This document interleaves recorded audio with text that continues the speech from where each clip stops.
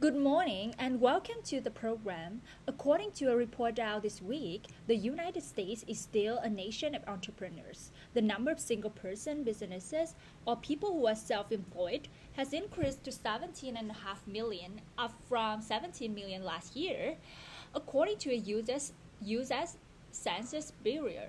This morning, we'll look at the trend towards self employment and freelancing that's happening all around the world, all around the United States. But first, let's go out on the street and talk to some people who are on the front lines. What do you do? I have three different jobs. I'm a substitute teacher. I write for a website. I volunteered at museum. Wow, how do you juggle all that?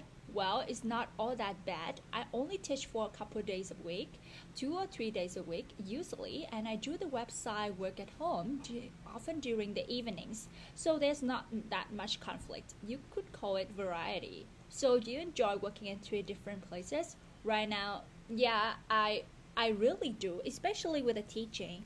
When you are a sub, you don't get involved in the day-to-day stuff or the paperwork or the politics. You just go in, do the job, and then you go home, and it's flexible.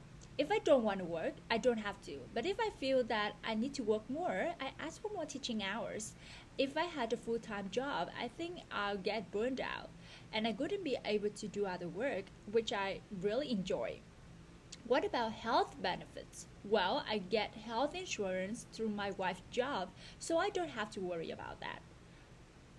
Tell me about your job. I've just set up my own baking business. I make cakes for special occasions, weddings, and that sort of thing. Really? Why did you do that? Well, I had a full time job, but I got laid off, so I decided to go out on my own. And how's it going? Well, I don't have very many expenses because I'm living and working at my parents' house, so I don't have to pay rent. It's going okay. I'm getting by. It takes a while, to get known. It's been a learning experience. I've learned a lot about managing a business. What are your plans for the future? Well, I need to work on marketing, getting out there and selling myself. I'm not very good at part of it. Ideally, I'd like to work with a partner that could do that. Maybe I'd like to have my own place someday, but right now I'm just taking it a day at a time.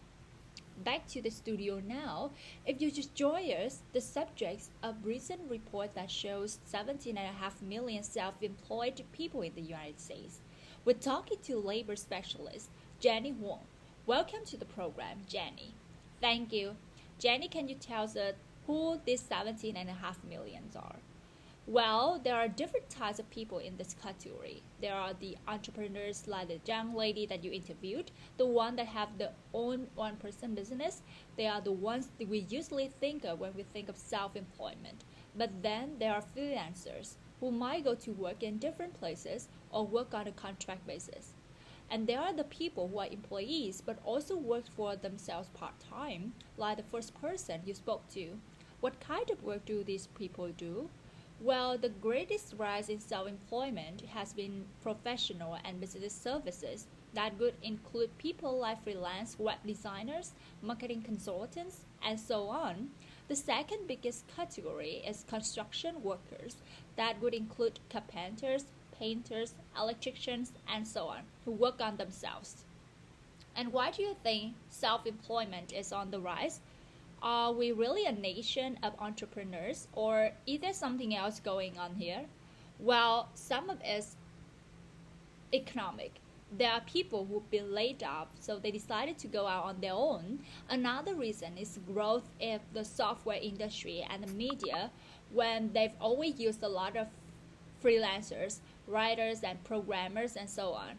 There are a lot of people working in those areas now, but there are also been a change in attitudes. There are more people who want the advantages of self employment. They are finding it preferable, being able to manage their own time, for example.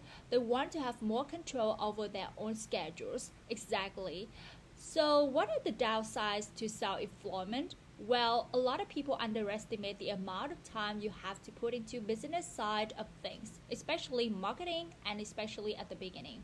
It's not enough to be good at something. You have to be able to sell yourself. Some people should just never go into self employment because marketing isn't their strength. Uh huh. The other thing is to be organized, especially with your time. You have to be able to manage your time. You need a business plan, and you really have to be very organized to be successful freelance.